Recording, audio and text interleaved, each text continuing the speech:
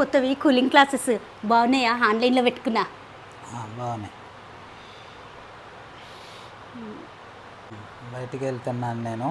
ఏం తీసుకురావాలి? బయట పోతున్నావా? సమోసాలు మిర్చీలు తీసుకురావా వేడిగా.